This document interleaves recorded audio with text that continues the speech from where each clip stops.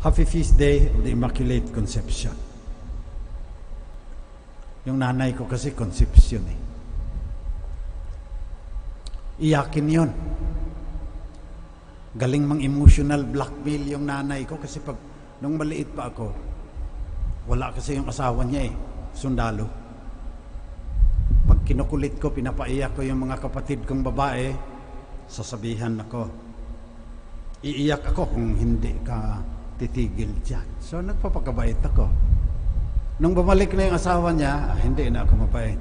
Kaya lang lagi niya akong pinapalo. Kasi yung nanay ko, hindi lang yun yung malamya, naiyakin. Nung sanggol pa raw ako, pagkatapos ng digmaan, provincial commander yung tatay ko ng Philippine Constabulary. Pinapaiwan yung carbine. Sa gabi, kung may kaluskos, kinakasahan ng nanay ko ng carbine daw yan eh. Kaya sabi ng aking mga tiyo at tiya, paggabi, pupunta sila sa bahay, malayo pa, sumisigaw na, "Konseng! Sisilang ito!" Kung hindi, paliliparin ng nanay ko yung bao mo. Pagtatanggol sa akin yung anak niya. Yung tatay ko rin, concentration camp yan eh. Diyan sa Tarlac, kinulong pa sa Fort Bonifacio yan. Walang kinatatakutan yon. Maliban lang sa nanay ko, naiiyak din. Pare-pareho lang kami ng tatay ko eh. Ini-emotional blackmail.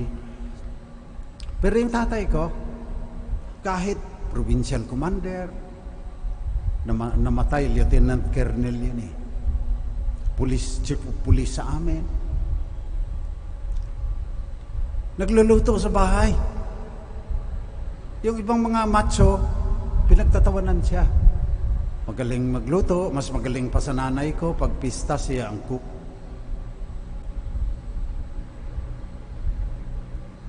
Ganito ang mensahe ko eh, sa Immaculate Conception. Si Maria din, babae. Pero ang tibay. Noong napagmasdan niya na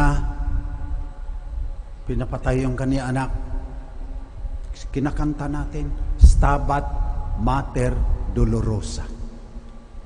This sad, the sorrowful mother stood before the cross of her son. Ay, mali yung ibang mga painting. Pagpunta ko noon sa museum doon sa Rome, saka sa Paris, may mga painting na si Maria hinimatay na gano'n. Hindi. Nakalagay sa Biblia, she stood by the cross of her son. Yan ang mensahe. Na kung kay Carl Gustav Jung pa, ang bawat tao may animus at may anima. Yung nanay ko, lamang yung anima, yung feminine principle. Pero mayroon din siyang animos. Pagtatanggol sa amin, paliliparin ng nanay ko yung bao mo pag luloko-loko ka. Yung tatay ko rin na animos, sundalo, wala nang mas macho pa kaysa mga sundalo. Pulis. Nagluluto, naglilinis ng bahay. Hindi siya napapahiya. Malakas ang kanyang animos dahil lalaki naman siya, pero yung anima malakas din. So ngayong Immaculate Conception, ganun ang aking mensahe. Huwag kang masyadong animos na macho-macho ka. Parang yung mga hagibis. Tinitignan yung babae, legs mo nakakasilaw. Sex objects. Sumobra yung pagka-animos. Kailangan mayroon kang anima pag lalaki ka. Pag babae ka, susobra din niya. Yung anima mo, lamang. Pero dapat may animos ka. Yan ang mensahe ni Pope Francis.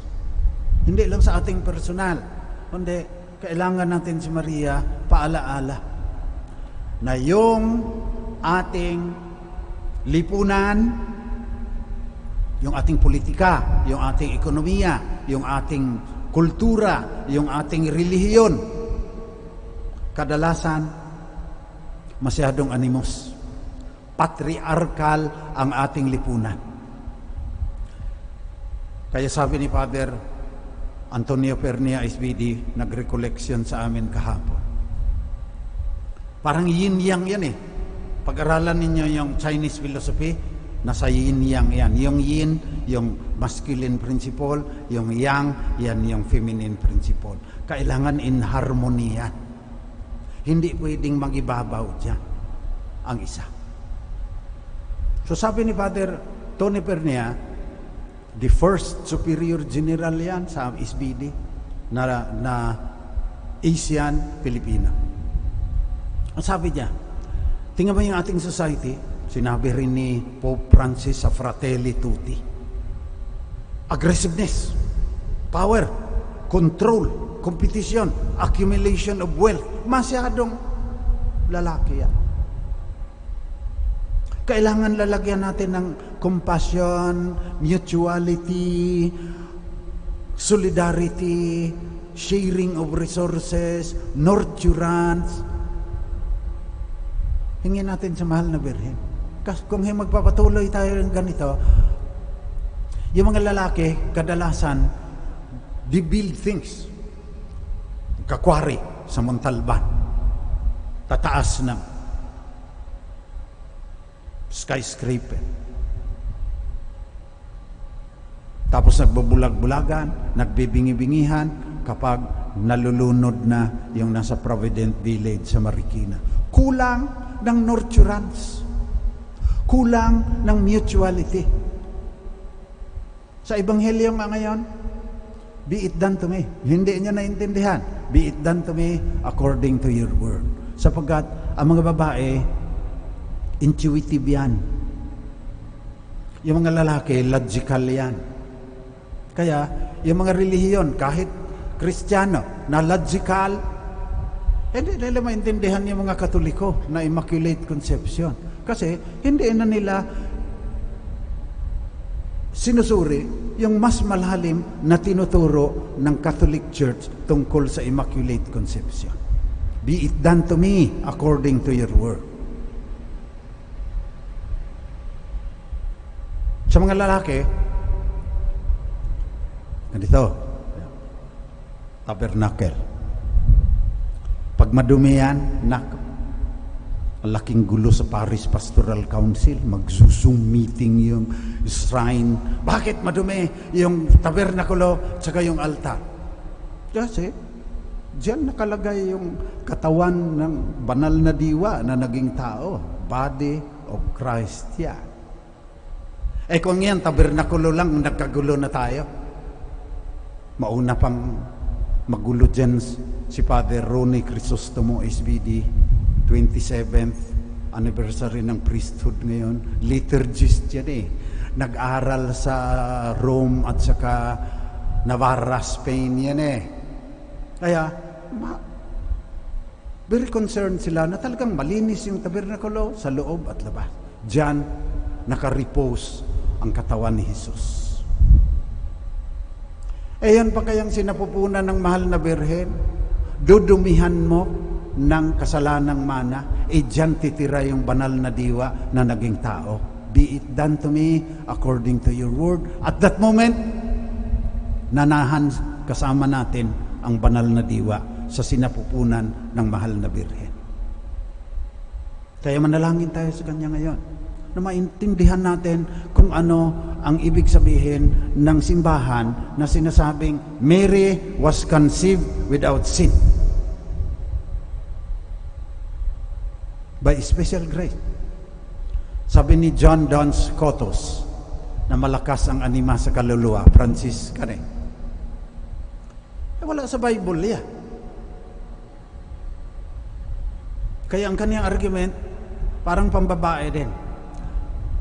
Putuit, dikuit, ergo fecit. Ang ibig sabihin, karapat-dapat lang. It is proper, it is appropriate. Kaya ng Diyos. Putuit. He can do it. It is appropriate. And therefore, it was done. Tanggap ng mga Katoliko. Kailangan natin ang mahal na Birhen para sabihin sa atin kung paano ititimbangin ang animus at anima sa ating psychology. Higit sa lahat, pinapaalaala ng Immaculate Conception, yung feminine principle, kailangan, sabi ni Father Tony Perea, nasa ating politics, nasa ating economics, nasa ating culture, nasa ating religion. Yun ang mas malalim na lesson ng Immaculate Conception. Kasi sabi ni Teilhard de Chardin, evolution, moving towards the future. And in evolution, kailangan yung masculine principle is in harmony with the feminine principle. Bakit ganito yung mundo natin ngayon? Masyadong patriarchal, masyadong analytic, masyadong power, masyadong aggression, nagpapalakihan ng kanilang mga bomba, ang North Korea at marami pang mga bansa. Kung kalunos-lunos ang kalagayan ng daigdig natin ngayon, pinakamalalim na dahilan, ang ating lipunan, ang ating politika, ang ating ekonomiya, ang ating kultura, ang ating relihiyon, paminsan-minsan pa, kahit Katoliko na, mas grabe yung ibang mga relihiyon, masyadong patriarchal. Wala nang intuition, walang sensuousness, walang subtlety, walang nurturance, walang empathy. Kulang na kulang. Kaya ngayon, na nasa COVID tayo, mas kailangan natin ang feminine principle. Ngayon, nadadating pa yung bagyo ng economic recession, ang nagugutom daw, 9 million last year, 30 million ngayon. Kailangan natin ang feminine principle. Darating pa ang climate change. Kasalanan din natin yan. Masyadong patriarchal tayo. Sinisira natin ang kalikasan para sa ating mga skyscrapers. Anong nangyayari ngayon? Pag nagiging mas mainit ang mundo, darating pa ang higit pang pighati. Kailangan natin ang feminine principle. Ayusin natin ang Marikina watershed. Ayusin natin ang pagpapaaral sa ating mga bata para isaalang-alang nila yung mga lahi ipang darating as they fulfill their needs today. Likas kaya dapat ang ating politika at ekonomiya. Pagdasal natin na yung mga magsasaka ay aayusin yung soil health para hindi tayo magkaka-cancer, magka-high blood at saka magka-atake di corazon. Yan pangangailangan natin ngayon, natutugunan sa ating pananampalataya na ang anak ng banal, ang anak ng Diyos, ang ina ng naging ina, ang mahal na birhen, nanahan sa kanyang sinapupunan.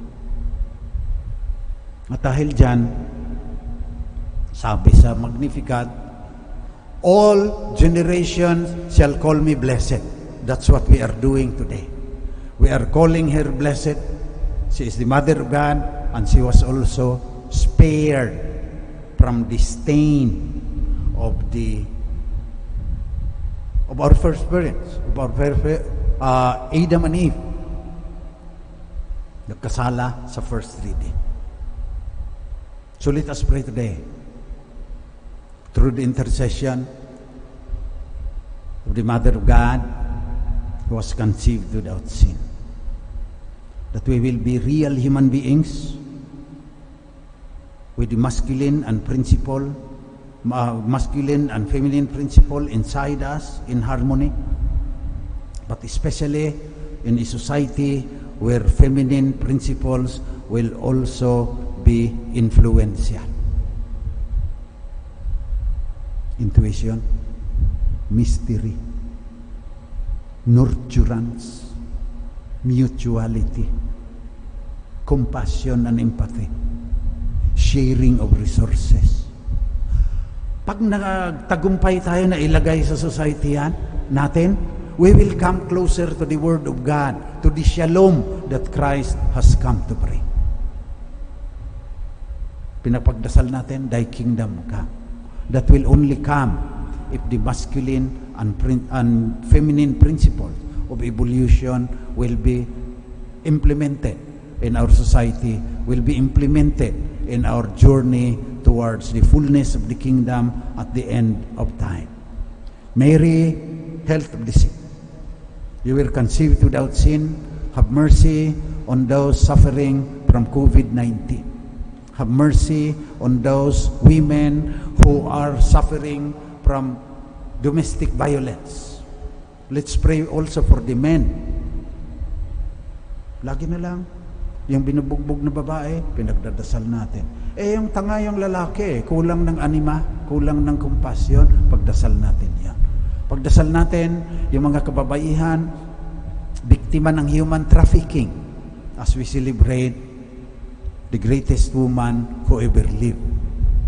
She was spared from original sin because she became the mother of the divine word who took on human form so that we can be saved from our sins. Heaven was opened, and now we can hope for a life forever, joy without end.